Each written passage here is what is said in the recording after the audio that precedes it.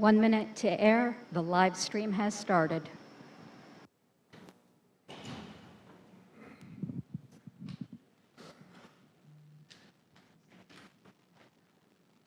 Recording in progress.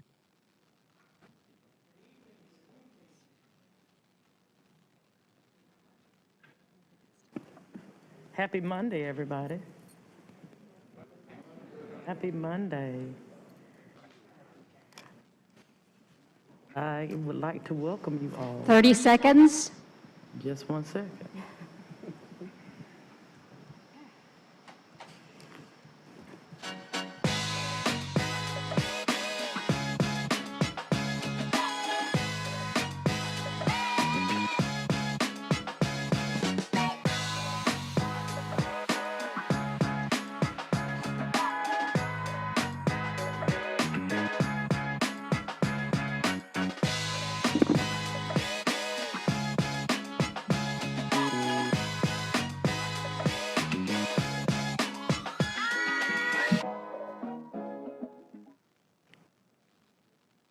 Good evening, everybody. Happy Monday.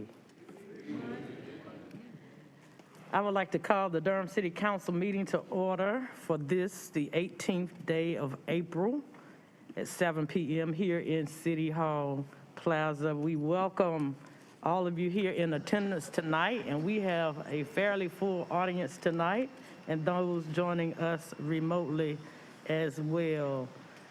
I would ask for us to have a moment of silence, please.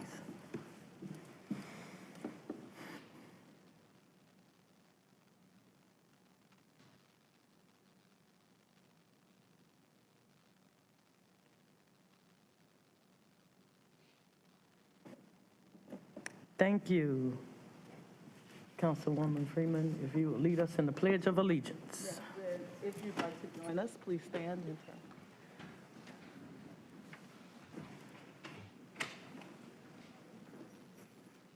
I pledge allegiance to the flag of the United States of America and to the republic for which it stands, one nation, under God, indivisible, with liberty and justice for all. Thank you. Madam Clerk, you may call the roll. Mayor O'Neill. I am present. Mayor Pro Tem Middleton has requested an excused absence. Councilmember Caballero. Here. Councilmember Freeman. Present. Councilmember Johnson. Here. And Councilmember Williams. Present. Thank you. I am now ready to entertain a motion for Mayor Pro Tem's excused absence. So moved. Second. It has been moved by Councilman Williams and seconded by Councilwoman Caballero. Let us all by saying aye. Aye. Those opposed have the same right. Hearing none, that motion passes unanimously. I think he's on a plane watching. Hey, Mayor Pro Tem, or about to board a plane. All right, I believe it's time for the Mayor's State of the City address.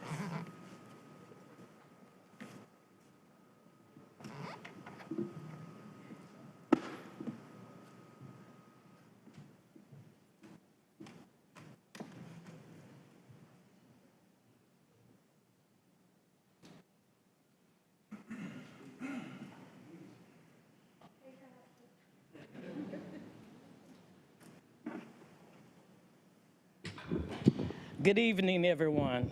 Can you hear me? All right. First of all, let me thank you all for coming tonight. And I will tell you that this speech is probably going to be somewhere a little less than 40 minutes, just so you know what's coming. I want to welcome everyone here tonight. Welcome to my fellow council members, to our city staff seated over there and up on the dais as well. Other elected officials, I see Chairwoman Brenda Howerton of the Durham County Commissioners, and I'm not sure that I see anyone else. If there are other elected officials, if you would stand and be recognized at this time. There's our sheriff, our Representative Senator Mike Woodard, and I believe we also have Valerie Fouché here from Orange County, and our Chief District Court Judge, Pat Evans.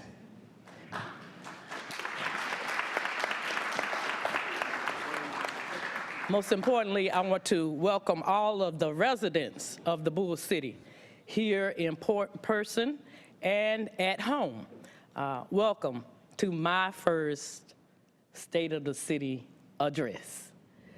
The day I filed for office, I spoke about my paternal grandmother, Cora O'Neill, who was a quilter, and she taught the neighborhood girls on the West End how to quilt. She was known to collect bags full of scrap material. Each scrap was different. Not one looked exactly the same. They consisted of assorted colors and patterns, and they were from various garments. You know, she used towels, bedspreads, curtains, just about anything that she could find that was made of material. And she patiently and painstakingly taught us how to stitch them together to make warm and beautiful quilts. And I have one at my home, and it covers me at night. And it inspires me by day to believe that we can each connect here in Durham to make a quilt that covers all of Durham with safe neighborhoods, stable housing, well-paying jobs, and quality schools. We can do that. I have been mayor now for just over about 3 months, still a baby mayor. And although there are many challenges ahead, I can confidently say that the state of our city is good. The state of our city is good and getting better each day. In my short time in office, I am more optimistic that now is the time that we must take advantage of this once-in-a-lifetime opportunity presented to us on the heels of the worst pandemic that we've seen in more than 100 years, to use federal funding as a catalyst to take Durham to the next level, a level in which Durham becomes a stronger, more vibrant, and equitable community.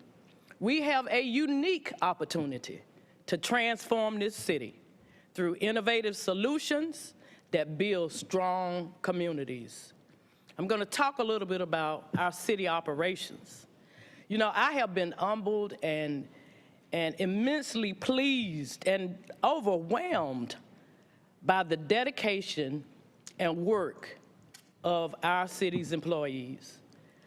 I have met many of them over the past 3 months, but first and foremost, I have to acknowledge our city manager, Wanda Page, if you will stand.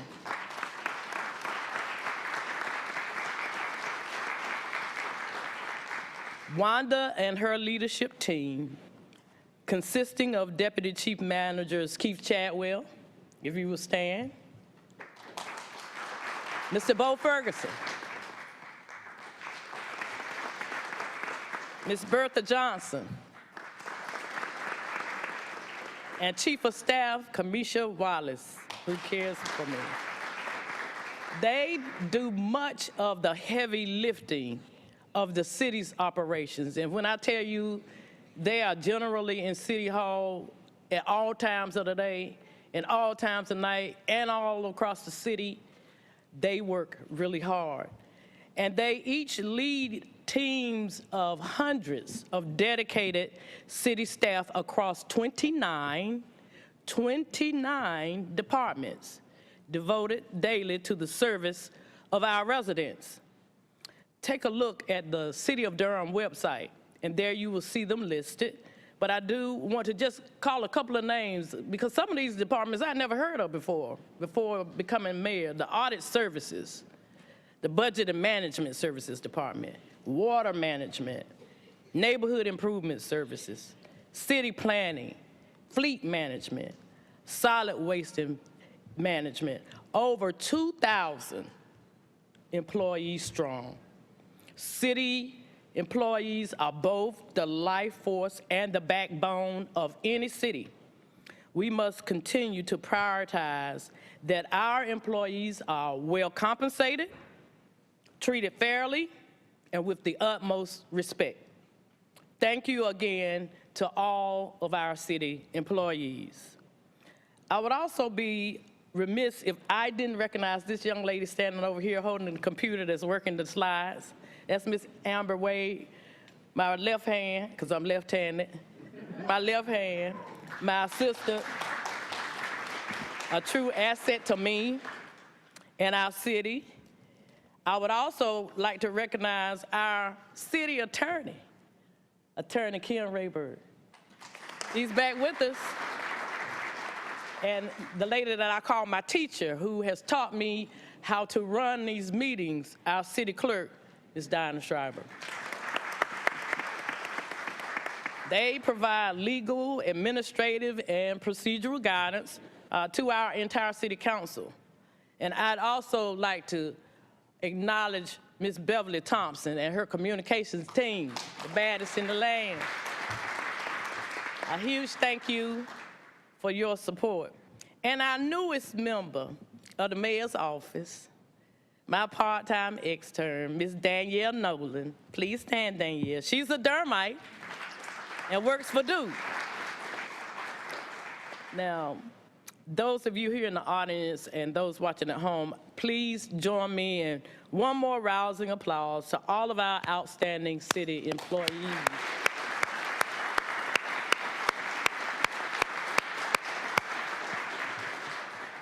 Now, I have to recognize the people who work closely with me on the council. We have Mayor Pro Tem Mark Middleton. He is traveling, and he should watch us. Mark again, hey out there. Our councilwomen, Javier Caballero, Deidreana Freeman, Jillian Johnson, and the big man, Leonardo Williams. You know, the six of us, we don't think alike, right? But nor should we. Nor should we. Our democracy requires diverse opinions. I thank each of them for their dedication to our city. No one outside of these six folks knows the road that we trod together. But I have watched each person's work ethic and dedication, and I'll tell you without hesitancy at all that Durham is well served by these folks. I applaud them for their work, and I thank them for their expertise, their knowledge, and their caring for our beloved city. I assure you that no decision that we make is reached without a deep dive into complex issues. We have approached complex issues with a determination to do the right thing, the just thing, and the best thing for that particular situation.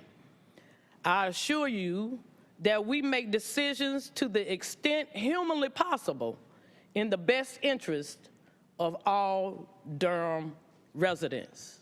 All Durham residents. I want to thank former Councilman Charlie Reese for his dedicated service these past 7 years to our city.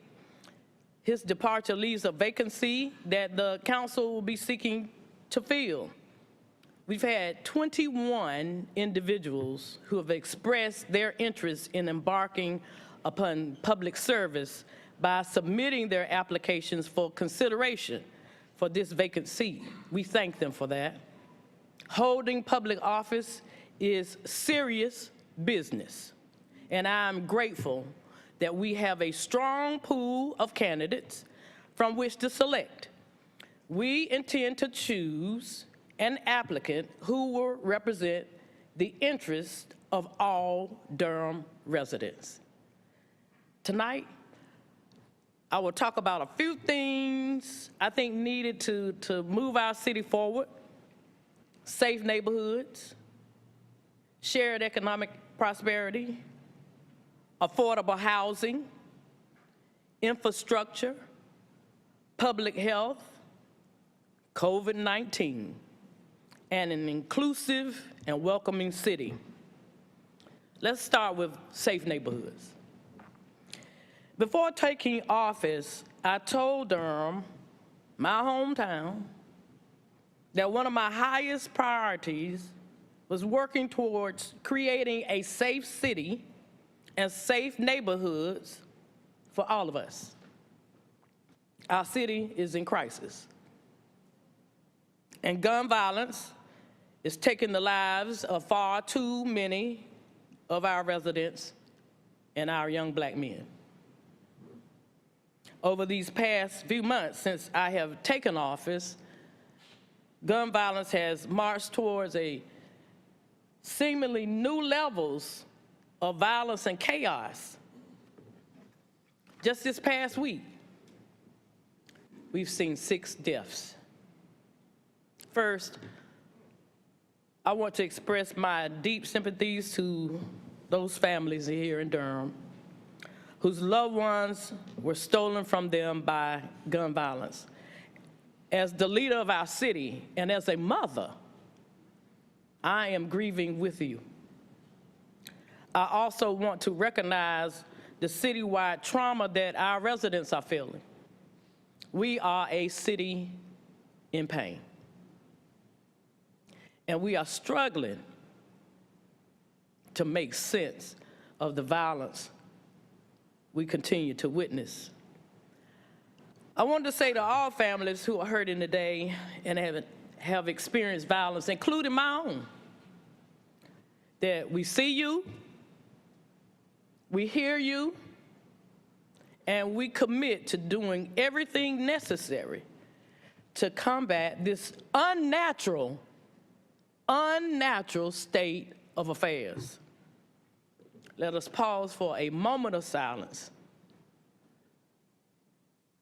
in remembrance of those we have lost and those families.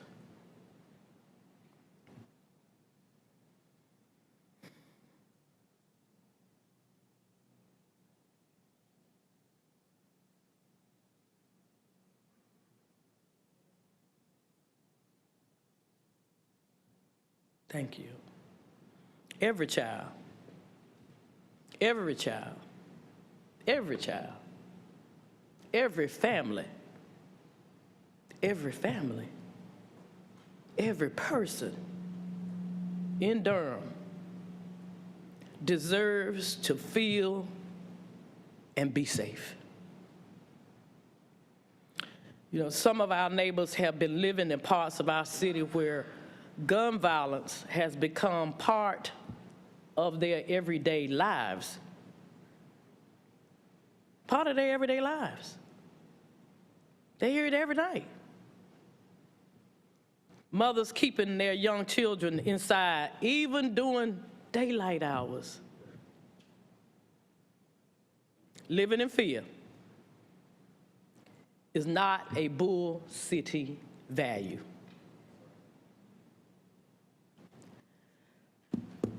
Like the recent ones across our city, though, you know, the tragedies are reminders that gun violence knows no bounds.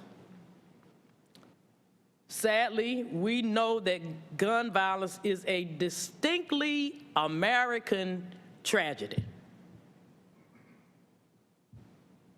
An epidemic we see playing out in nearly every city and every town, in every state.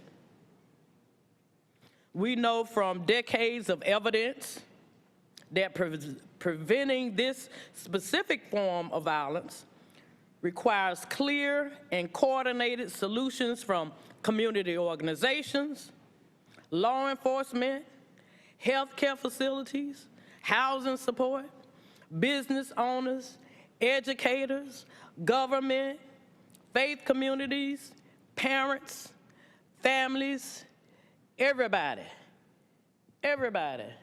everyone. There is no one solution, but there is one path to prevention, which means we work together. each of us doing our part.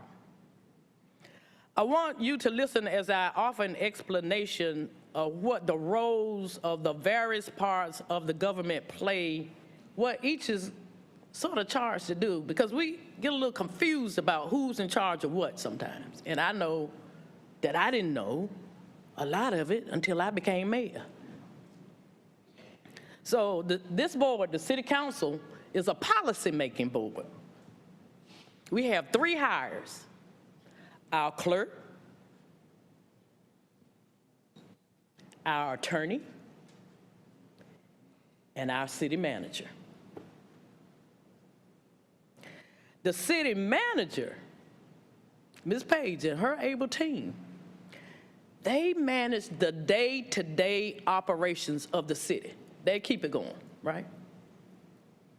They make sure your trash is picked up, your streets are paved, your water is clean. And did you know, by the way, that Durham has the best tasting water in the state of North Carolina? That's what I've been told. Did you know that? Did you know that? And I could go on and on about the accolades. But they keep it rolling. The city, someone told me as I was on the campaign trail that the city, they said, Elaine, remember, the city is brick and mortar.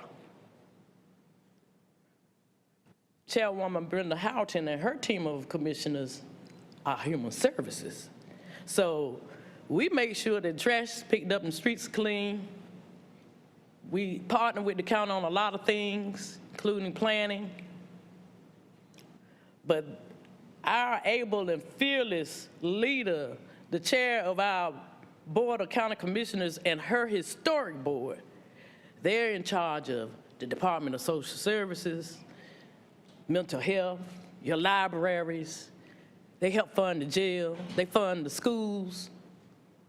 So just to give you an idea, and we're going to start to try to explain how government is set up a little bit more from our perspective, because there is some misunderstanding. Now, let me tell y'all, the mayor nor the council can put folk in jail or set bonds. We can't do that. I get a lot of folks saying, you need to put folk in jail, you need to do with that bond. That's not us. Now, the police and the sheriff, they work together to patrol our streets and investigate crimes. The sheriff is the elected sheriffs, right? He has jurisdiction countywide.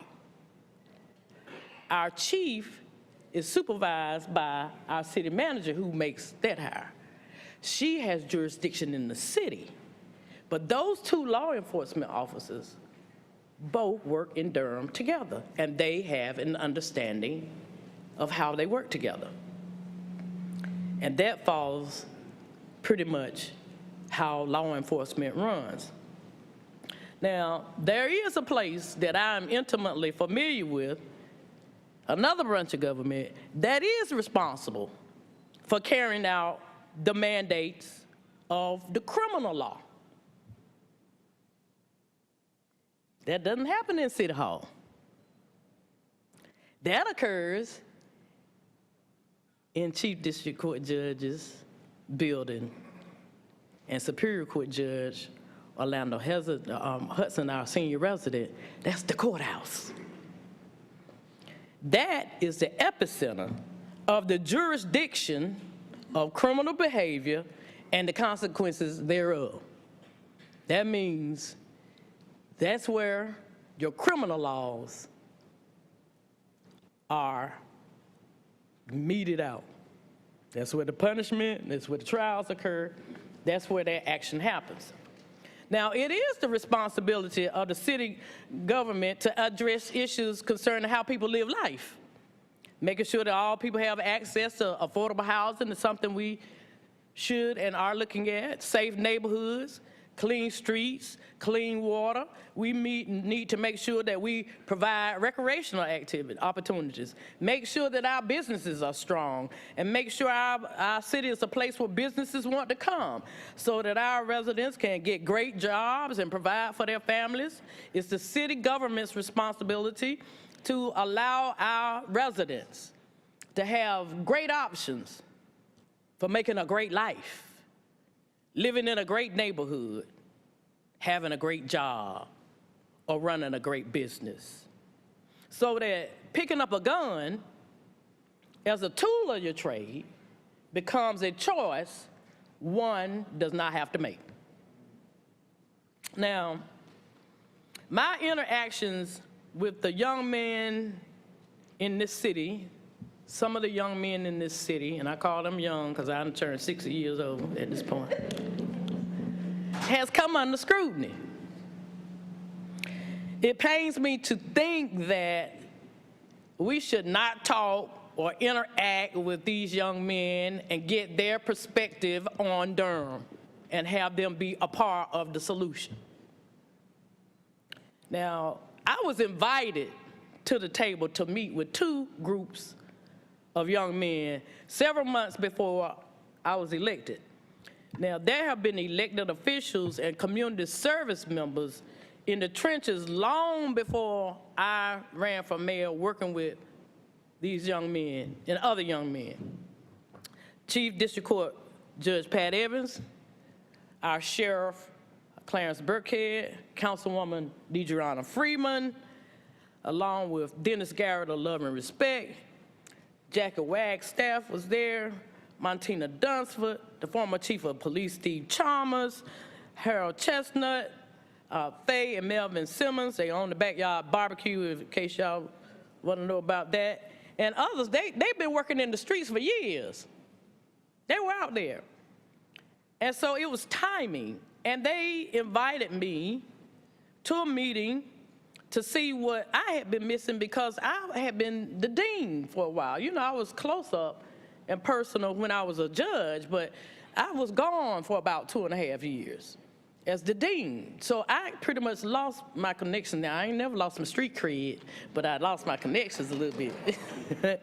So I was invited to a meeting by Judge Pat and Sheriff, and we went out to catch up. And some of these young people I knew, and others I did not. But what they all possessed was the desire to give back. Various folk were at that meeting, from those recently released from prison to those who had changed their lives and were now business owners. All shared a common goal of helping our community to heal. Some needed housing and jobs.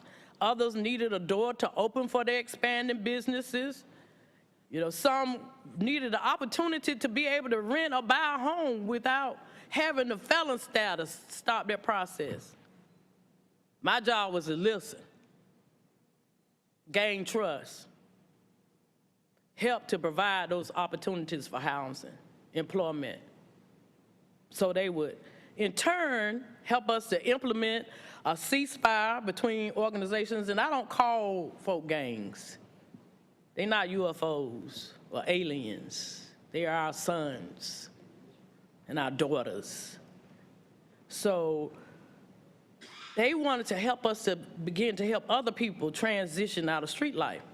Well, I have invited these young men, some of them, here tonight, because everybody's been wanting to know. So I asked them to stand up. Let them see you. Turn around.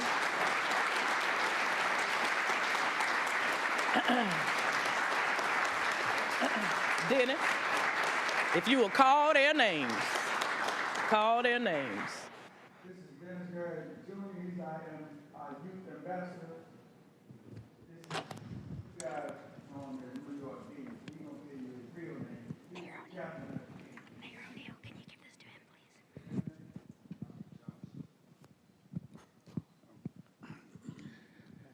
please? You got Monte, McDougal, you got Thomas, you got, y'all guys call this guy Flu.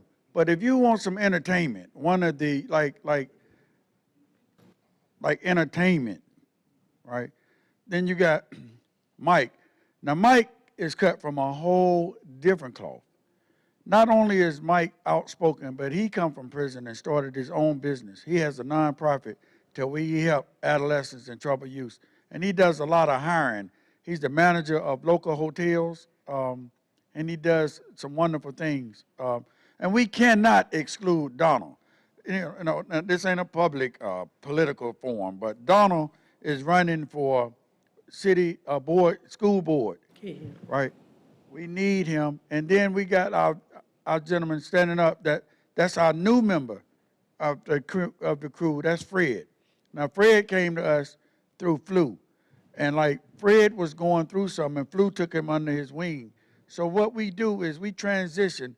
We stop the violence. We do intervention, prevention. So some of them gun plays that y'all don't hear about is because these guys in the middle of the night will go to McDougal. Oh. Thank you, Mr. Garrett, for that.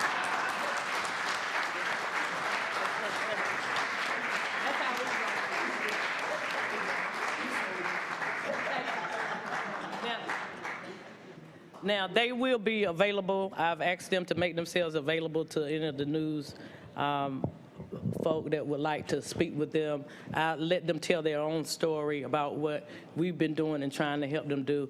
Mr. Dennis Garrett runs Love and Respect. I don't think he said that, but I'll say it for him, which is a nonprofit organization right down on Angier Avenue. He's been there for years, and he does a great job down there.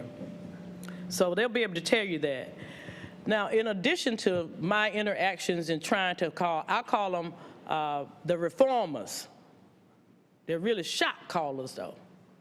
And they've been able to help us to quell some of the violence. Now, not all violence is gang-related, as y'all would like to say. But they have been working hard since I met them and before. So I was invited to the table.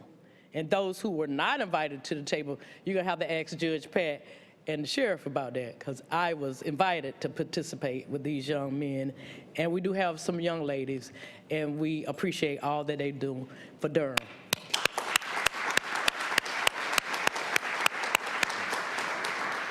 Now, Chairwoman Brenda Howerton and I have reconvened the Durham Crime Cabinet, and some of these young men sit at that seat as well. We held our first meeting in nearly 2 years on March 11th. Members include representatives from the City of Durham, the Durham Police Department, the Durham County Sheriff's Department, the Durham County Criminal Justice Resource Center, the nonprofit community leaders, the Juvenile Crime Prevention Council, Durham Public Schools, and most importantly, impacted citizens. The Durham Crime Cabinet is developing a comprehensive strategy to respond to crime and violence in our communities.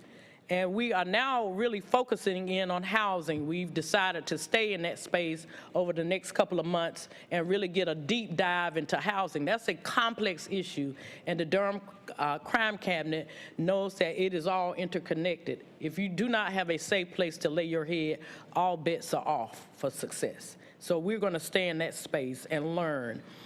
We are also engaging those, closest to the pain. Y'all remember me saying that? Those closest to the pain got to be closest to the power. They help turn our city around, and that's what we are doing. Also, Chief District Court Judge Pat Evans and I and Chairwoman Brenda Howerton, it seems like Brenda and I are at least talking to each other one day. I believe we're joined at the hip at this point. And Stephanie Williams from Duke University, a couple of weeks ago, we visited the Harrison City in Wilmington, North Carolina. There's an effort being led by their district attorney, Ben David, and the Chief District Court Judge Carping. I always mispronounce his name. And they are leading this great effort around juvenile justice and what they call a resilience task force. And what they've done is they have they've taken their prison, they have rehabbed it, and they have centralized on a one-campus housing in this building over 22 human support services for families in New Hanover County. It was a beautiful thing. It was a beautiful thing. Let me tell you, it was a beautiful thing to see. And so we spent all day down there with them and the different things that they're doing. And as just timing would have it, Chair Howerton and I had already convened a 20-plus member task force to help us develop an alliance system for our community service organizations in our city and county. And so we will hear from them, and the idea is that we will have our workforce development and our young folk who are coming up from school, from 4, I think we're looking at ages from like 4 to 24, perhaps. And then we will also have our justice involved in that system as well. And we're hoping to align those systems, those community service organizations, so that our service delivery is better. But we saw it in reality when we went to Wilmington. So these are not pipe dreams. These are things that people are doing. But remember what I said. It's community service organizations. So you have to have your community to help. So that's where we're also going. And that task force will be presenting its work to us within the next few weeks. Now, let's talk about our police department. And first, I just want to give them a round of applause. Where's our chief? Stand up, chief. Stand up, chief. Stand up, chief.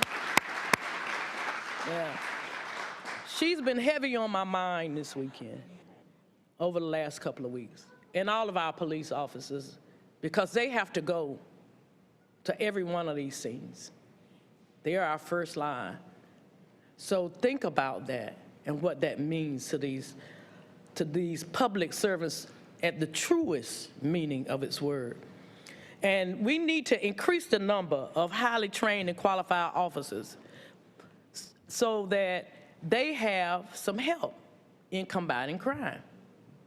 Now, the city has made a concerted effort to reduce vacancies by recruiting and retaining officers. In January, you know, the council voted to increase the pay of police recruits and higher ranked officers, aligning them with nearby municipalities. Other incentives such as a $10,000 signing bonus award and take-home cars are also being offered to attract more applicants. The department has also joined the 30 by 30 national movement to recruit more women to its sworn ranks. The city manager, the police chief, and I, we did a video a couple of weeks to help in that effort. But as our city manager noted the other day when we were talking, she said, we can incentivize, and we have. We can raise the pay, and we have. But remember, Mayor, it takes almost a year to train a police officer before they can go out on the streets in the car alone. Takes almost a year, but we're committed to hiring the best qualified candidates, but we do need applicants to apply. We have to have people to apply. I was at the graduation that we had a couple of weeks ago. There were 7 people who applied and made it all the way through. The year before, 4, I believe, in that class. We have to pay our officers. They must earn enough to live in the city that we serve. Their salaries have to be competitive with neighboring cities around the state, and we've tried to do that. These are often underappreciated and dangerous jobs. We all benefit from their efforts. They must be rewarded for their dedicated service while working to give our police department the support they need to respond to our most dangerous situations. I'm excited that we are continuing to engage around alternative response models for other kinds of calls. Our community safety department is working diligently to bring people together across agencies and neighborhoods to imagine what investments we can make to increase our shared sense of safety and security in Durham. This department is responsible for piloting new approaches to traditional police response, particularly calls involving mental or behavioral health needs, minor traffic incidents, quality of life issues, and calls for general assistance. I'll be following the outcomes, and I invite you to do so as well, of these pilots very closely as we continue to make policy decisions related to community safety and wellness. Durham Tech, one of our greatest community colleges in this nation, not just in Durham, in this nation. We are proud of the work they do to support our city and its residents. In December, just after taking office, I announced a partnership with Durham Tech to establish a 911 training academy to fill the vacant jobs at our 911 center. This first class will start on May 23rd and will have up to 18 students. Durham Tech is a leader in education and job training. We're excited about what this training will mean to the Durham Emergency Communications Center and other area agencies, and to students in search of new career opportunities. This training will also be a valuable training opportunity for newly hired telecommunicator staff, as well as a great tool for recruitment for more staff. Let's turn the page to another chapter. Shared economic prosperity. Wow. Sticky, sticky, sticky. I have been struck by the fact that there are 2 main streets in Durham. I said that during the campaign. It's been going on for years now. On one end of Main Street, you see the high rises, the shops, the amenities that illustrate the leaps towards prosperity that many in Durham have experienced over the last few years, and we're glad of that. Nobody's hating. We're glad of that. We want our city to grow. But on the other end, on the other side of Main Street, you see a community that has not kept up with the prosperity. Main Street, it runs through the heart of Durham. The time has come to stitch that quilt and make Durham equitable for all, everyone, everybody, every family, every child, every man, every woman that calls Durham home needs to share in Durham's prosperity.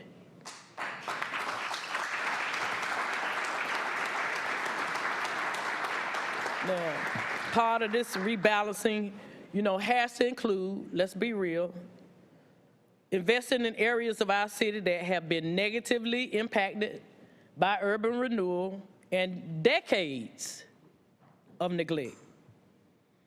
The Black community, and thus Durham at large, we've never recovered from the loss of those businesses at Hayti.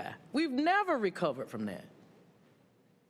To that end, the city is supporting a partnership between Hayti Heritage Foundation and the Urban Land Institute on a mission to explore the redevelopment of the Fayetteville Street corridor with a community-centered mindset,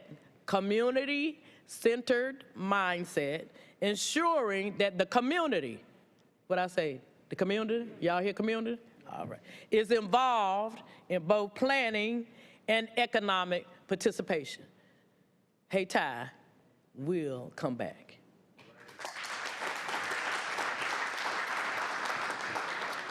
As Durham continues to grow, we must ensure that our city's prosperity makes it to every corner of Durham. This can only happen if our city remains fiscally responsible and provides a welcoming environment for large and small businesses that produce quality jobs and pays living wages.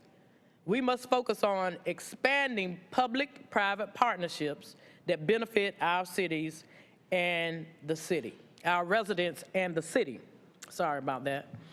Since the pandemic started, the city has partnered with Durham County and Duke University to administer the Opportunity Loan Fund, the Opportunity Loan Fund, to lend monies to small businesses which the pandemic has negatively impacted. Now, the fund comprises of three primary sources of capital: $1 million provided by the City of Durham, $880,000 provided from Durham County, and $1 million provided by Duke University. And they provide grants to impacted small businesses. Now, to date, $860,000 of those dollars have been dispersed to 38 businesses, 29 of those minority-owned. There are $140,000 of city funds and $800,000 of county funds remaining. Y'all hear that? In this Opportunity Fund to provide low-cost financing via loans of $5,000 to $35,000 to eligible businesses. Effective tonight, the City Council will be voting to modify the criteria to allow more businesses to access these loan funds. Now, if you are a Durham business owner and your business has been affected by the pandemic, I encourage you to contact the Carolina Small Business Development Fund. There is help. I also want to say a brief word about the over $50 million the city will receive in American Rescue Plan funds. In addition to offsetting revenue losses resulting from the pandemic, these funds can be used to address other community needs. Durham is taking an ongoing approach to the American Rescue Plan implementation that will continue to adapt based on community, stakeholder, and council feedback. Ongoing engagement, review, allocation, and evaluation will occur for the entire life cycle of this federal funding. The City Council will soon be meeting to discuss the first round of eligible proposals submitted by Durham community members. Proposals that we receive encompass community resiliency, economic equity, health and wellness, safe and stable housing.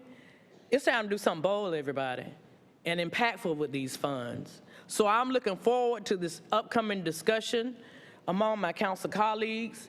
We are also hoping to partner with our county commissioners who also receive funds to make some transformative changes so that 50 years from now, the next generation down, the next generation after that, you will be able to look and say, that's what we did with those funds here in Durham. It will, I hope, outlive everybody that's in this room tonight and watching us by internet. Those are the kinds of transformative actions that we're looking to do. Of all the work of the shared economic prosperity, the city youth engagement work gives me the most hope for our young people. Let me tell you, as of last week, y'all, we had over 1,500 youth between the ages of 14 to 24 have submitted their interest applications for Durham Youth Works program. The Durham Youth Works allows our young people to develop critical skills and explore career opportunities through paid summer internships. This number represents the largest number of interest applications received by the program in recent history. More than 77% of those who have submitted interest applications are between the ages of 14 and 17. These increased numbers demonstrate that the community's need is great and the youth of Durham are eager to step up to meet the challenge. But we need businesses. We need businesses. We need businesses that will help these young people to find summer employment and an opportunity to learn skills that can translate to a career path. My first jobs were with the city as a teenager. I worked for the Fun Caravan, I worked as a tennis court attendant, and then I worked as an assistant at the law library at my law school, which I later became dean of, interim dean. Okay, look at that. I am that kid that needed that summer job. So businesses, please, please, please, we have 1,500 who are waiting. We want to employ each and every last one of them this summer. Let's shift gears. I gotta move fast, so y'all won't be in here all night long looking at me like when she gonna finish. Let's talk about affordable housing. Yes, a bugaboo. Oh boy, oh boy, oh boy, oh boy, oh boy. You know, we have to continue efforts to provide affordable housing. We can never stop. You all know what the divide looks like now. We all see it every day. Our city's community development department is deepening its work with the Durham Housing Authority and many other parties to address the urgency of now. We have an urgent need now, right now, for safe, inclusive, and affordable housing. We have to build new residential units. We have to upgrade rental properties. And we have to provide some innovative ideas in that space. Now, over the last year, the city of Durham committed almost $6.5 million in funding received from the federal government to support the Durham Emergency Rental Assistance Program. 550 households who were behind in their rents and facing evictions due to the COVID-19 pandemic received financial help to stay in their homes through this partnership between the City of Durham, the Durham County Department of Social Services, and Legal Aid of North Carolina. The work we have already done has been significant, but we must begin to take a hard look at innovative approaches and not just continue to do business as usual. We need to be bold and innovative in addressing our housing crisis. Tonight, I am asking my fellow council colleagues to be bold and let us consider purchasing property that can become affordable housing for teachers, police officers, our firefighters, our city employees, and others across the city. If private companies can buy properties, why can't the City of Durham do the same and provide affordable housing to its residents? I'm asking y'all to think about it. Think about it. We have to be innovative in that space. Let's talk about infrastructure. We must maintain and strengthen our public infrastructure: sidewalks, water, sewer, streets, transportation, trails, and parks. And remember what I said about our water area. Can't beat our water. Stop buying those water bottles all the time. Use our water. Use our water. We need new and innovative transportation ideas. We need energy-efficient buses that serve all of our communities from downtown to the developing neighborhoods where many residents live without cars. We need to take a hard look at a commuter rail system. But there must be accountability and transparency in how we are using the funds for these projects. Chairwoman Howerton and I, and all those who are involved on the transportation, in that transportation space, we're working really hard to make sure that that happens.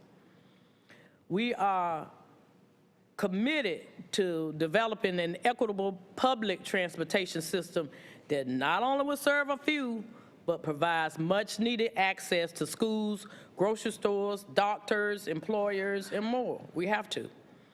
Over the last year, one of the most exciting developments has been the passage of the federal bipartisan infrastructure law that will allow the city to compete for critical investments in transportation, climate, energy and environment, and broadband, and cyber infrastructure. Can I tell you, I've been learning a lot, y'all, since I started this here job. I've been learning a lot.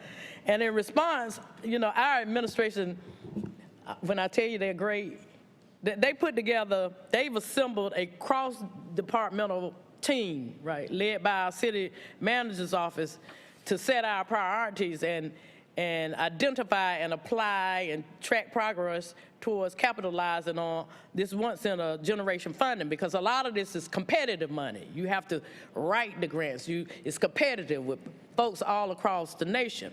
But our transportation department is bad to the bone. This morning, I held the biggest check in my life.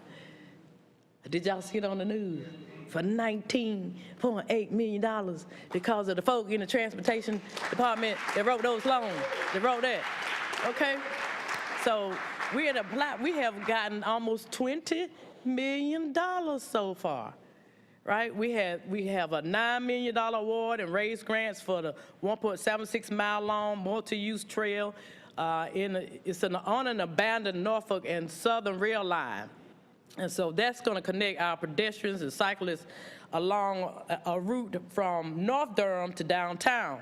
Then we had $10.8 million award to renovate and upgrade our Durham transportation system to improve safety and add some much needed amenities. So, and check this out. This month, we are also applying for another $20 million for transit and pedestrian safety improvements to the Holloway Street corridor. Now, that's one of the most traveled in the city, right? So staff in our General Services Department are currently evaluating federal funding coming in fall 2022 and the numerous programs to help fund the expansion of electric vehicle infrastructure, because electric vehicles are coming. We have 2 electric buses in our fleet already. They're coming, and we're going to be ready. So I'm grateful, again, to our city departments for their work to position Durham to receive these federal dollars. Now let's pivot to public health and COVID-19. Now, everybody in here, we all are blessed to be in this space tonight. A lot of people didn't make it, but we are here. Over the last 2 years, we have lived through a worldwide pandemic, and it's had a tremendous impact on all of our lives. We will never go back to what we were before, never. The good news is transmission rates have steadily been decreasing until I got a text from maybe Ms. Jillian tonight, and we may finally see the light at the end of the tunnel. However, we can't take our progress for granted. We must continually remain vigilant, follow the guidance of our local health experts, and make informed decisions. I want to thank the director of our public health department, Rod Jenkins, and his staff at the Durham County Department of Public Health, the leadership at Duke University Health System for their steadfast leadership and for helping this city, our city, the city of Medicine, make these science-based decisions regarding public health safety. I also want to take a moment to acknowledge the 300 Durham residents who lost their lives during the COVID-19 pandemic. They were an integral part of our community, and their presence cannot be replaced. My thoughts and prayers of comfort will continue to be with their loved ones and friends. And once again, I ask you to join me in a moment of silence.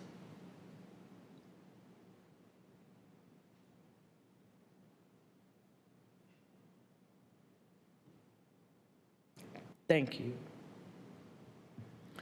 Durham, the Bull City, we are an inclusive and welcoming city. We're different. And we don't mind being different in the Bull City. From all the other cities in the state of North Carolina, we are different. And we're different probably from most cities in the United States of America. And we don't mind being different. That's who we are. And you know, a lot of it has to do with our diversity. We like that word here in Durham. We must continue to make sure that everyone's rights are respected. The growing Latinx population, the Asian population, our immigrant and refugee community, our LGBTQ community are vital. They're vital to the growth of this city. And we must make Durham a safe and supportive place for everyone. For everyone. There are many issues of deep concern to be addressed, and we must commit to tackling them all. They are not insurmountable, no matter how they may look. As Durham pieces together the scraps of who we are and what we bring to the quilting frame, we will begin to see that quilt take shape. I am determined to continue to do my part to make our city better, and I ask each Durham resident to do their part.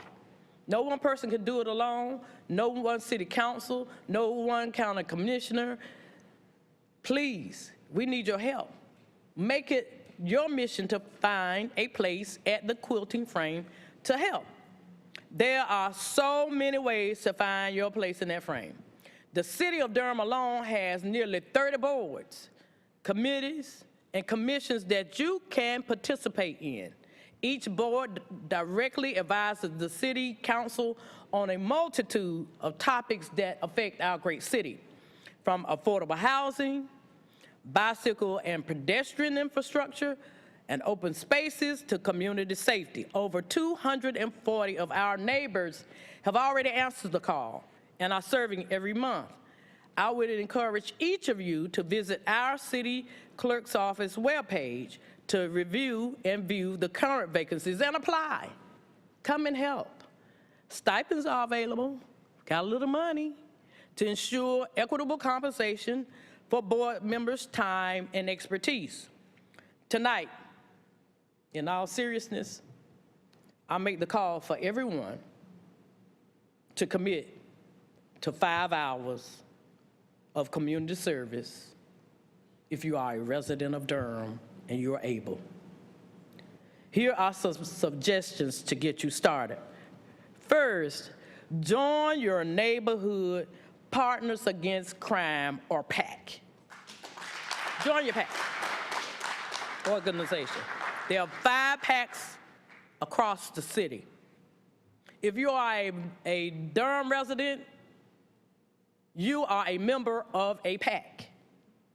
Locate your PAC and attend your monthly meeting. You'll meet your neighbors, and you'll hear from Durhamites across the city who are dedicated to making Durham safe for all. The Partners of PAC program promotes collaboration among police officers, the sheriff's department, Durham residents, the courts even visit, the city and county government officials to find sustainable solutions to community problems, crime problems, and quality of life issues. It is a community-based volunteer organization that promotes and executes safety strategies to prevent crime at your neighborhood level. There is a PAC that's already working in your neighborhood on your behalf. Each of the Durham Police Department's 5 police districts, they have a PAC organization that holds PAC monthly meetings, right? So the police department is intertwined there. They have been doing this for years. They have purchased bicycles for 2 of the police department's bicycle squads. They have provided translation equipment to our Spanish-speaking residents can attend meetings. They have digital speed trailers to help with neighborhood speed enforcement. And they have even purchased motion detectors for our elderly residents. Our PACs are good, but they need your help. They recently purchased playground equipment to replace what was destroyed by vandalism. They have also worked to eliminate dilapidated housing in their neighborhoods. They are the perfect way to get to know those in your neighborhood and tackle the quality of life issues that are important to each of us. Number 2, you can attend a community safety and wellness task force. There you're gonna meet some local leaders and learn more about how people in our city dedicate their time to serving all of our residents. The next meetings are May 11th and June 8th at 6 p.m. Find any local organization, especially where our youth are involved. Zoom has provided a great way for you to read to a class, offer a tour of a local museum through a video, a volunteer to help in the school, 2 to 3 hours a week. Go to a food pantry. Have some school supply drives, neighborhood cleanup and beautification, coding brigades, libraries, literacy and youth organizations, the gun violence prevention group. Can you just do something? Will you please? Can you just do something?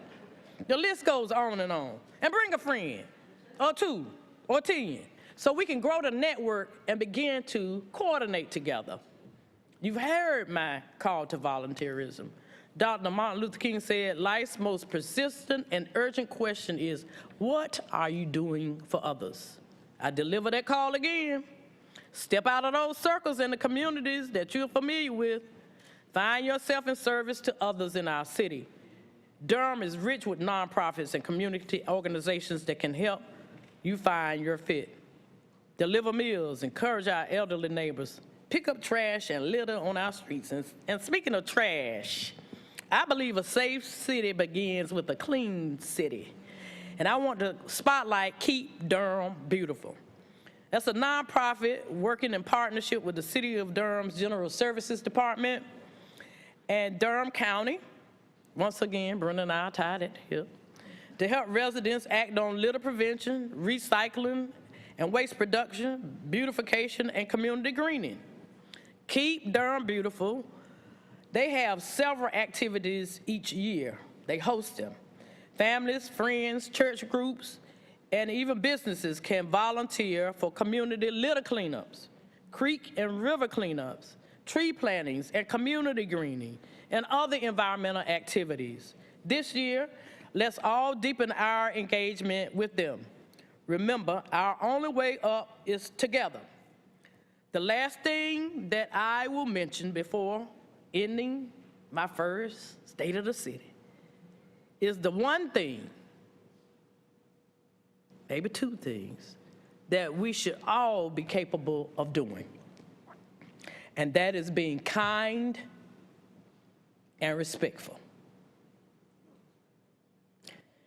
I am going to have a kindness proclamation for the month of June.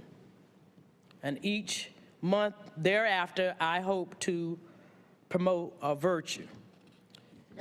We're going to call it Bull City Kindness.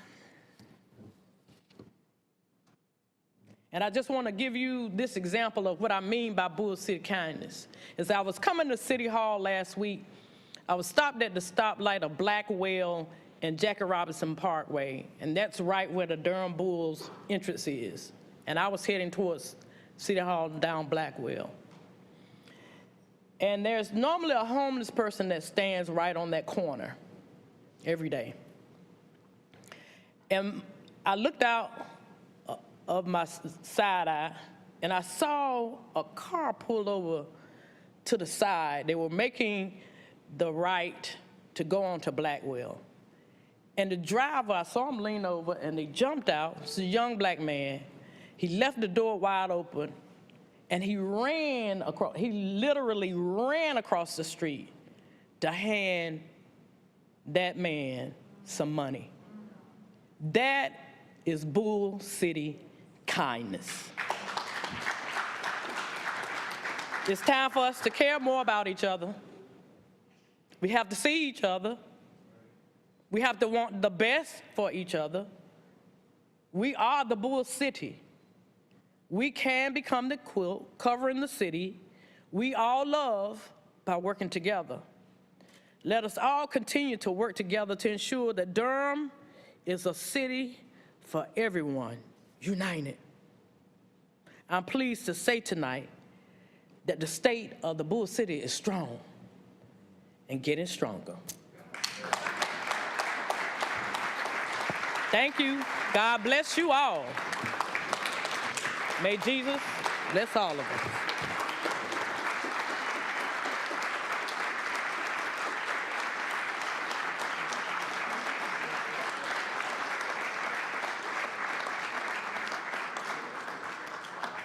We're going to stand and recess for about 10 minutes, and then we have to get to the people's business, everybody. Thank you for coming out.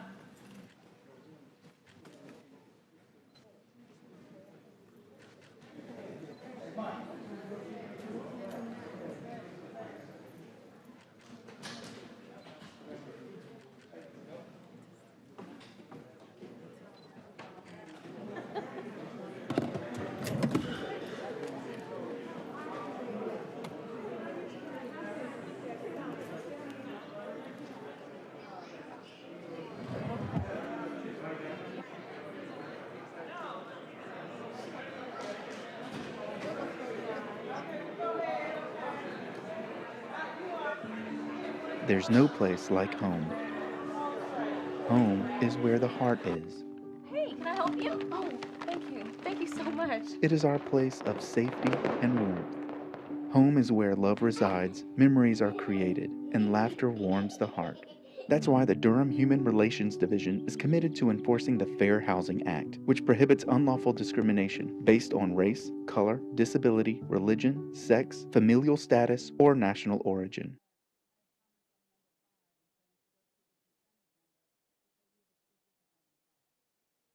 An important wastewater project for the northern part of Durham will soon get underway. It involves the Eno River Force Main, which is a pipeline that carries wastewater to the North Durham Water Reclamation Facility. In 2017, a section of the force main pipe developed a large hole that was later determined to be caused by internal corrosion that was affecting several thousand feet of the pipeline. The overall pipe length of the Eno River Lift Station force main is approximately 26,000 feet. To address the issue, the Eno River Force Main Relocation Project will install approximately 4,500 feet of new pipe in a different location while the existing pipe is kept in service. The existing route could not be used because of nearby utilities and structures, not enough room for installing new pipe in the easement, and the presence of bedrock that would be difficult to remove. The project will cost approximately $6.7 million. For more information on all of the Water Management Department's current projects, visit their homepage at durhamnc.gov and follow them on social media.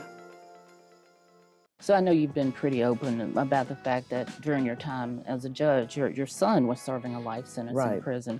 That experience, I'm sure, just offered you a very unique perspective to view the criminal justice system. How did that kind of teach you or help you understand what people who were involved in the system are actually going through? That gave me an inside peek into something that I hope no other family has to experience, which is why I'm so determined that we try to resolve some of our crime issues, because it's the one thing that you do that people don't understand is that when a person is sentenced to prison, their whole family is in prison with them. And there's a level of worry that there's never a good night's sleep.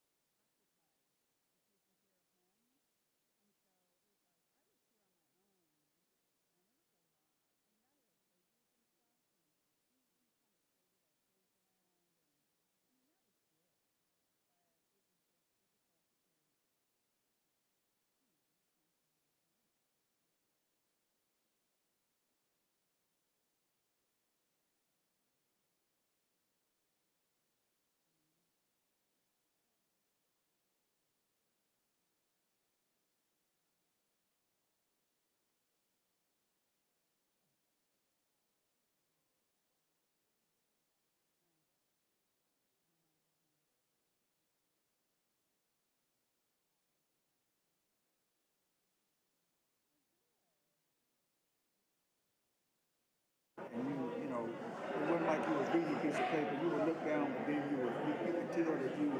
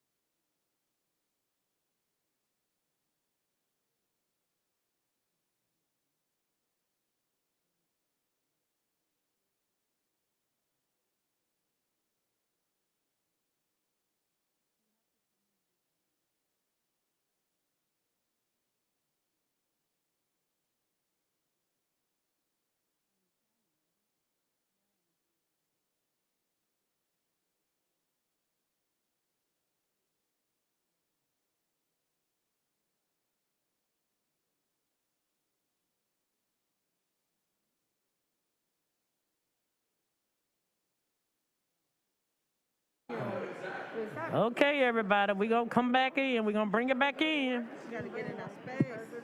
All right, Councilwoman Freeman and Councilman Williams, we're going to try to come on back in.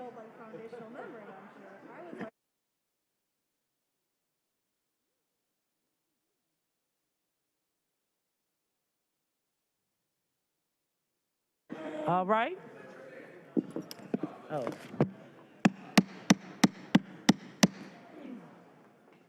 As a judge, I didn't use a gavel, so I don't know what the proper protocol is. Is it 1 hit, 2, 3? I might need less. All right, everybody.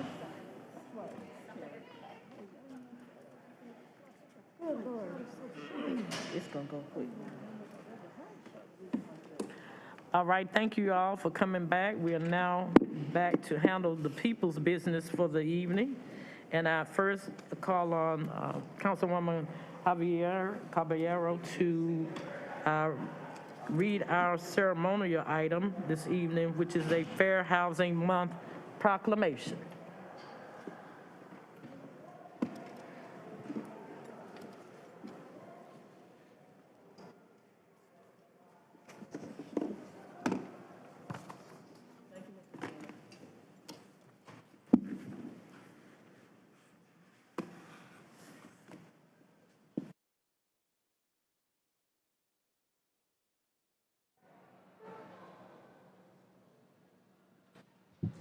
What about now? Okay, perfect. Thank you. Thank you to the mayor for allowing me to read this excellent proclamation. And it is for Housing Month. And it is being presented to Sharon Sunkel from Diversity, Equity, and Inclusion Committee, the co-chair, from the Durham Regional Association of Realtors. Whereas the Fair Housing Act, enacted on April 11th, 1968, enshrined into federal law the goal of eliminating racial segregation and ending housing discrimination in the United States, and whereas the Fair Housing Act prohibits discrimination in housing based on race, color, religion, sex, familial status, national origin, and disability, and commits recipients of federal funding to affirmatively further fair housing in their communities.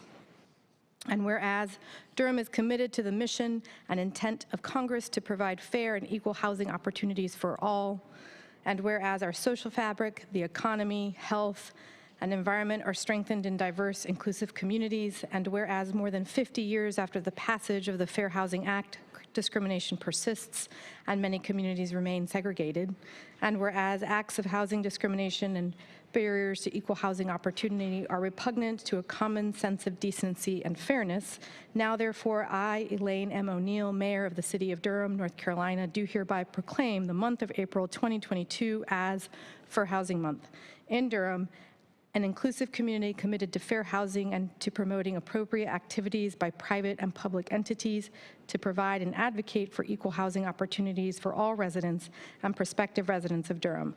Witness my hand and the corporate seal of the City of Durham, this, the first day of April 2022. Thank you so much.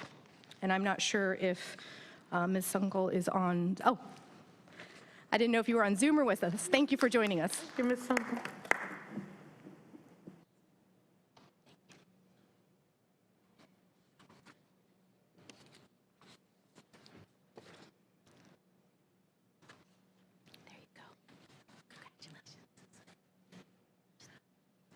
On behalf of the Durham Regional Associations of Realtors, thank you for doing that. We're working hard and I look forward to working with you because we did a good thing in getting you in office. Thank you. Thank you. Thank you all. All right, I will now turn to our colleagues, my colleagues, to see if there are any announcements from council. Councilwoman Caballero.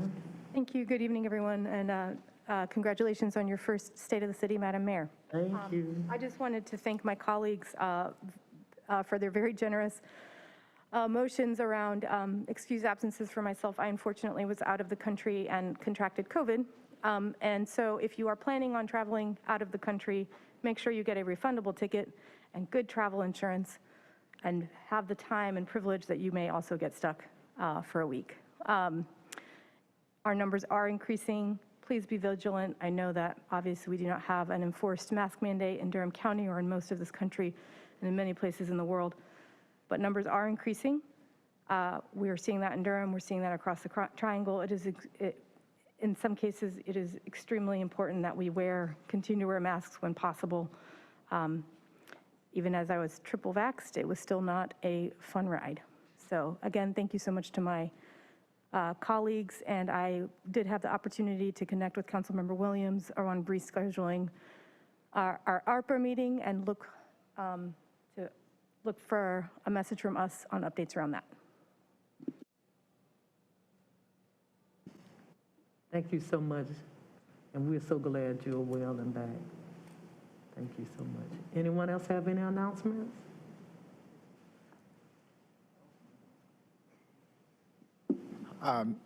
Go ahead, Councilman. Sure. Just wanted to, welcome back, Councilmember Caballero. While she was stuck, I actually went over there to say hi, but I didn't see her. No, I got a chance to, recently we went down to Miami to look at different modes of transportation, and my wife hadn't seen her family in 8 years, so we went to London and got a chance to see other modes of transportation. And so I look forward to incorporating that into our discussion around transportation. I say all of that to say that we will be having some robust conversations and dialogue around transportation coming up very soon, and I ask the public to just keep a close eye on that and to expect to be engaged in those conversations as we try to set forth a vision for Durham and how we look at regional development. That's going to be really, really, really important to engage as many people as possible, but also trust that you elected us to make the right decision for you. So we don't want to, create so many layers that we can't do anything. So I just wanted to put that out there. Also, in regards to development here in Durham, there's a lot of development happening, not every news story is going to tell you the whole story, and that's on so many cases. So I ask the public to just have a little grace. Have grace when it comes to, how we're building some properties, some sites, who gets awarded, who don't, let the process play itself out and allow us to follow whatever procedures are in place for us to just make sure it's done right. But trust and believe this council is not in the business of, not exploring transparency. We'll always be transparent, and I'm referencing the Hayti Reborn matter because we do have a lot of folks that are emailing about that. In regards to the Darrell Howard case, that's being referred to the city attorney's office. So if we don't respond with detail, please don't get mad at us. It's in your best interest and our best interest that we don't screw this up. And governing is hard, especially when you're trying to govern with the heart. So please just allow procedures to take whatever necessary steps they need to take. And I wanted to put that out there because when I get emails and my colleagues get emails, we do hear you, but it's thousands, and it's hard to respond to every email. So I'd like to use this opportunity to address those things. Thank you, Mayor. Thank you, Councilman Williams. Any other announcements? All right, I will now recognize our city manager for her priority items. Good evening, Madam Mayor and members of the Durham City Council. I do not have any priority items for you this evening. Thank you, City Manager Page. I will now recognize our city attorney for any priority items that she may have. Good evening, Good evening. Madam Mayor, members of the City Council. It's good to see you all. I do not have any priority items either. All right, thank you. I'll now recognize our city clerk for any priority items that she may have. Good evening, Madam Mayor and Council. The City Clerk's office also has no priority items. All right, thank you. Thank you all for your hard work and dedication, always. So we will now turn to our second order of business, which is the consent agenda. The consent agenda consists of items that the council has previously considered in a work session. All items on the consent agenda may be approved by a single vote of the council. Items may be removed from the consent agenda by a council member or a member of the public, and those items will be considered separately at the end of the meeting tonight.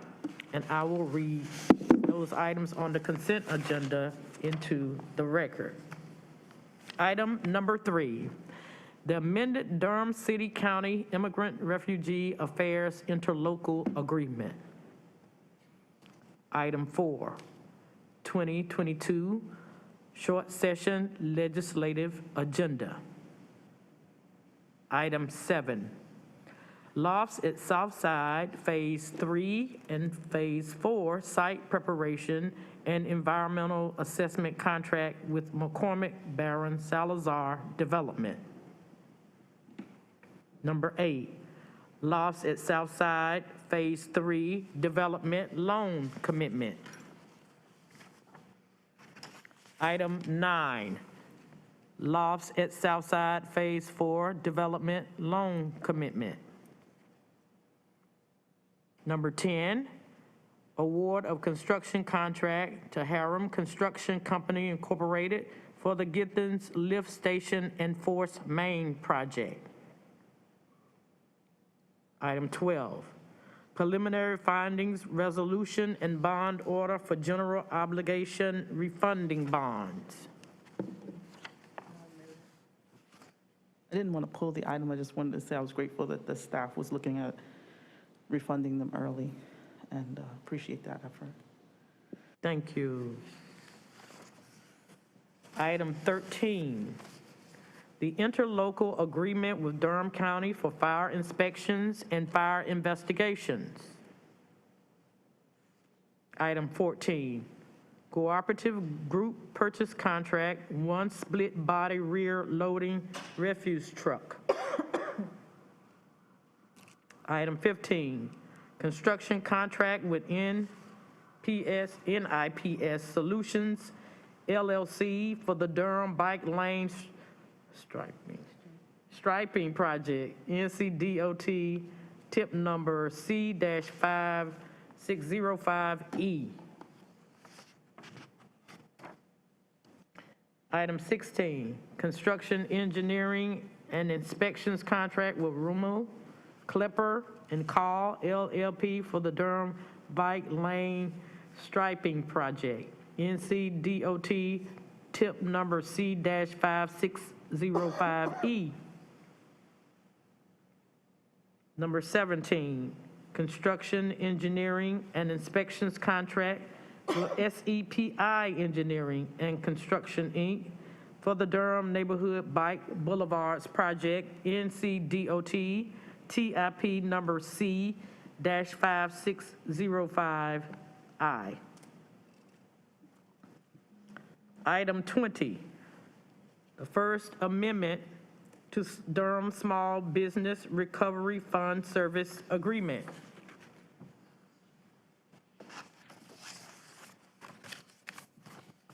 And I believe those are all the items on the consent agreement agenda. And I would now like to entertain a motion to approve the consent agenda. So move. Second. It's been moved by Councilwoman Freeman and seconded by Councilwoman Johnson. And I believe we have our clickers tonight. Madam Clerk, would you open the vote? And if you would please close the vote. The motion passes 5-0. Thank you so much. It passes unanimously. We now turn to our third order of our business, which is our general business agenda, public hearings. Number 18, Cedar Trace Apartments zoning map change. And item 19 is FY 2022-2023 Annual Action Plan.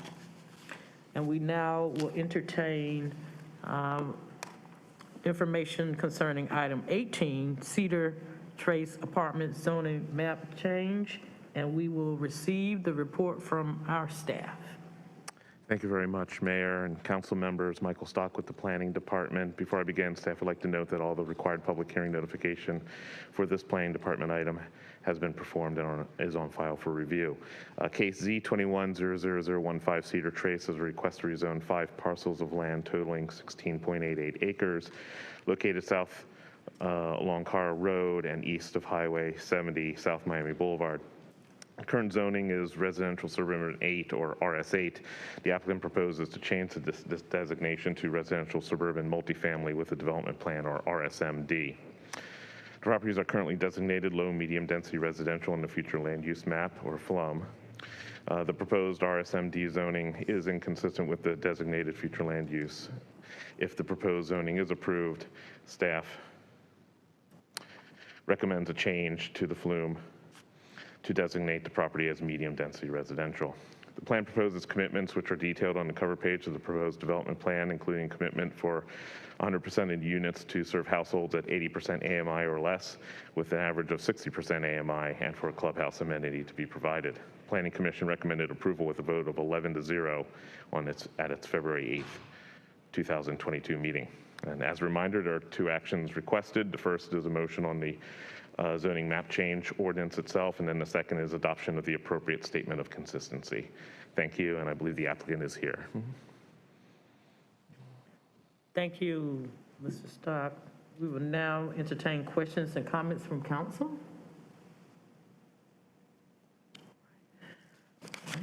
I will now declare this public hearing open.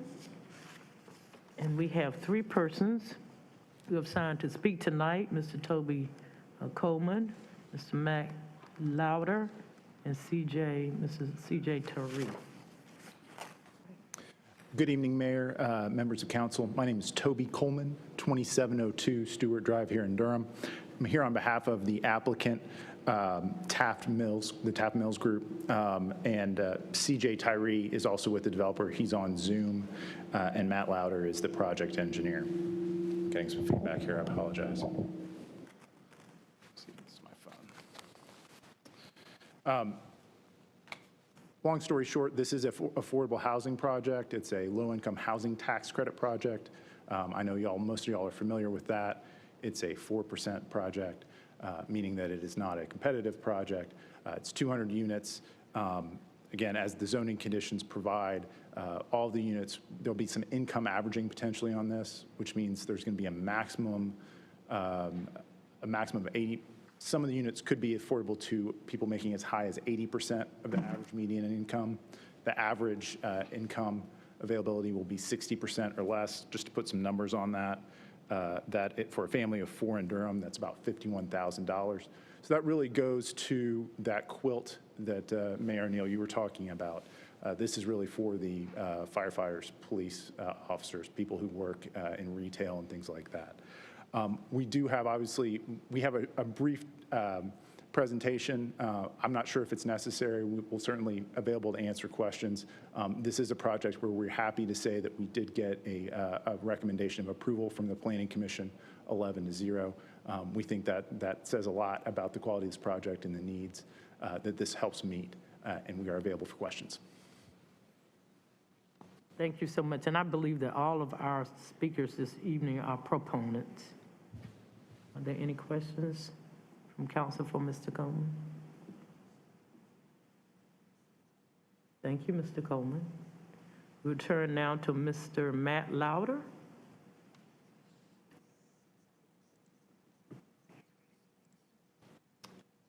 And I'll just say they are both available to answer questions. They're really, both of those folks. Mr. Louder is a project engineer who helped develop the development plan, and CJ Tyree is with Taft Mills. And if there's any questions on affordable housing, he's the man to talk to.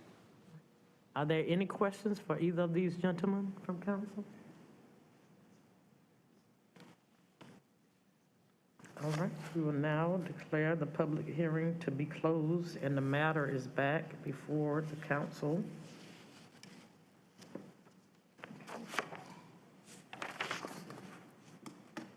At this time, we have 2 motions for consideration. Motion number 1.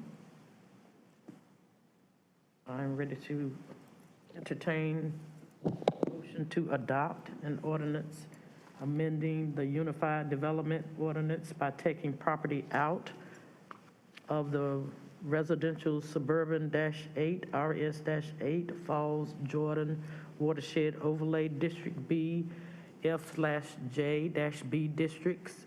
So move. I'll move approval. All right, it has been moved. I had a quick question for staff. Okay. And when I was reviewing, and this isn't going to necessarily be for planning staff, my guess is going to be either for Manager Page or potentially Reginald. This is the project that got referred back to staff on the work session agenda. Is that correct? I just wanted to understand that because I'm seeing the planning moving forward, and so I was just a little bit thrown. And since I wasn't at the work session, I just had to go off the video. Yes, Maybe it's different. it is the same project. There was an appeal related to an award for our multifamily RFP process, the last one that was done. That is going through the process. And when we have had that appeal completed and recommendations made, we will be bringing those items that were referred back at the work session back to council. Okay, thank you. I believe it was moved by Councilwoman Freeman, seconded by Councilman Johnson, or Councilwoman Johnson, correct? All right, and we are ready now to vote. If you will open the vote. Madam Clerk, if we will now close the vote.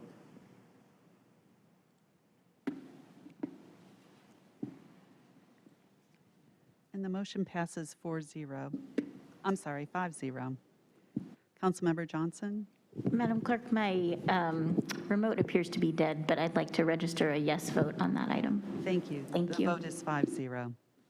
Thank you. That motion passes unanimously. We now turn our attention to motion number 2, and I will entertain a motion to adopt the consistency and reasonableness statement as required by NCGS 160D-605. So moved. Second. It's been moved by Councilwoman Freeman and seconded by Councilman Williams. Would you let us just call the roll, please, if you would? Madam Clerk. Mayor O'Neill? Yes. Aye. Councilmember Caballero? Aye. Councilmember Freeman? Aye. Councilmember Johnson? Aye. Councilmember Williams? Aye. Thank you. All right, that motion passes unanimously. The ayes have it. We now turn our attention to item 19, which is the FY 2022-2023 Annual Action Plan. And we will recognize Mr. Reginald Johnson. Greetings, Mayor, members of council. Reginald Johnson, Director of the Department of Community Development for the City of Durham. This is a public hearing on the annual action plan. I would also like to share that we are joined virtually by Miss Monica Lee Barron, who's a sign language interpreter and is required by the U.S. Department of Housing and Urban Development. The purpose of this annual action plan public hearing is to receive citizen comment on the community development needs in Durham neighborhoods as it relates to the use and receipt of Community Development Block Grant, CDBG, Home Investment Partnership Program, HOME, Consortium, Emergency Solutions Grant, ESG, and Housing Opportunities for Persons with AIDS, HOPWA funds. This public hearing is a requirement for the preparation and submission of the city's 2022-2023 Annual Action Plan to the U.S. Department of Housing and Urban Development, HUD. Notice of this meeting was properly advertised in the Herald Sun and Kapasa newspapers, as well as distributed via general listserv and posted on the Community Development Department's webpage located on the City of Durham website. As a recipient of CDBG, HOME, ESG, and HOPWA funds, the city is required to hold at least 2 public hearings prior to the submission of its annual action plan. The first public hearing was held during the City Council meeting on February 21st, 2022. In addition, the city is required to publish a copy of its draft annual action plan for citizen comment for at least 30 days prior to its submission. The draft 2022-2023 annual action plan was published in accordance with the HUD requirements. The city's annual action plan must be submitted to HUD by May 15th or as applicable.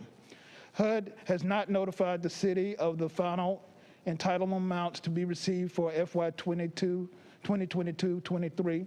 Therefore, for planning purposes, the city expects to receive approximately $2,100,000 in CDBG, $1,100,000 in home consortium funds, $174,000 in ESG, and $858,000 in HOPWA funds.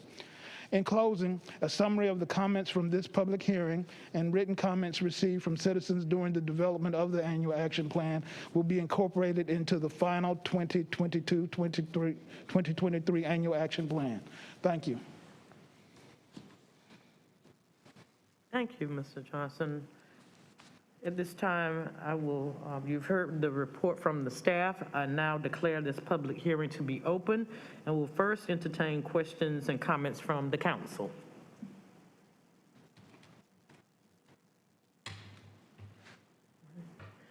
Seeing none, we do have one speaker, and I will see if there's anyone in the audience who will be speaking on this matter. But we have Ms. Bonita Green, who I think is available on Zoom. Ms. Green, you will have the floor for 3 minutes. Thank you for being here tonight. Thank you, Mayor O'Neill, and to the City Council and all the council members. I appreciate you allowing me this time. I actually had registered to speak about the community engagement piece, and definitely asking that things be taken into consideration as when you're spending funds or deciding how to spend funds in those the communities that are formerly redline communities that people need, as well as capital improvements. They are in need of home improvements as well. People need roofs. People need, structural improvements in their homes so that they can remain in their homes safely. So my request or ask is that when we're taking into consideration how to spend funding in the communities, that we take into consideration these people who live in redline communities who haven't been able to get loans to make improvements on their homes. We want everyone to be able to stay in their homes and live their lives out in a safe home. Thank you for your time and consideration. Thank you, Ms. Green. I do not believe we have any more speakers tonight, and I will now declare the public hearing to be closed, and the matter is back before council. Are there any further discussions on this item? Councilwoman Freeman. Thank you, Madam Mayor. I just want to appreciate Madam Green's comments acknowledging that those formerly redline communities continue to kind of see the hard pressures of gentrification and all of the shifts and changes in this pandemic. And it would be a really good, conversation for our task force around housing to figure out how we support those folks who are in those formerly redline areas that have not been able to receive capital improvements, structural improvements based on racism. And so I just wanted to make sure that's stated clearly. Thank you. Thank you, Councilwoman Freeman. Is there anyone else who have any comments?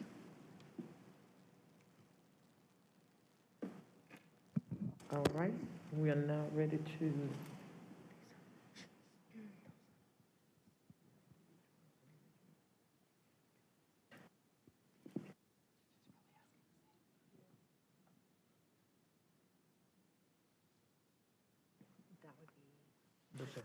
okay. All right. You don't have to read them all. You could say, can I get a motion and a second on the first motion as written in the printed agenda? Okay. I don't want to read every word. All right. Okay. So I am ready to entertain motions conducting this action plan, and I would like to entertain a motion for the first, for the to approve the draft FY 2022 annual action plan. If I can get a motion on that. Moved as read. Second. All right, it has been moved by Councilwoman Freeman and seconded by Councilwoman Caballero. Are we now ready for the vote? Madam Mayor, there's still a technical issue with the mic. So we'll call the roll. Mayor O'Neill, Aye. Councilmember Freeman, Councilmember Caballero, Aye. Councilmember Freeman, Aye. Councilmember Johnson, Aye. and Councilmember Williams. Aye. Thank you. All right, that motion passes unanimously. We now move to the second motion, and I'm ready to entertain to authorize the city manager to execute all the administrative requirements, et cetera. Moved as read. Second. It's been moved by Councilwoman Freeman and seconded by Councilwoman Caballero. We are now ready for the vote. Mayor O'Neill, Aye. Councilmember Caballero, Aye. Councilmember Freeman, Aye. Councilmember Johnson, Aye. and Councilmember Williams. Aye. Thank you. That motion passes unanimously. I would read the next two because they have different amounts. All right, I am now ready to entertain a motion to adopt the City of Durham, U.S. Department of Housing and Urban Development Community Development Block Grant Project Ordinance in the amount of $2,100,000. So moved. Second. It's been moved by Councilwoman Freeman and seconded by Councilman Williams. We are now ready to call the roll. Mayor O'Neill, Aye. Councilmember Caballero, Aye. Councilmember Freeman, Aye. Councilmember Johnson, Aye. and Councilmember Williams. Aye. Thank you. That motion passes unanimously. We now move, and I am ready to entertain a motion to adopt the City of Durham / U.S. Department of Housing and Urban Development Home Investment Partnership Program Grant Project Ordinance in the amount of $1,100,000. Moved. Second. Right, it has been moved by Councilman Williams and seconded by Councilwoman Johnson. We are now ready to call the roll. Mayor O'Neill, Aye.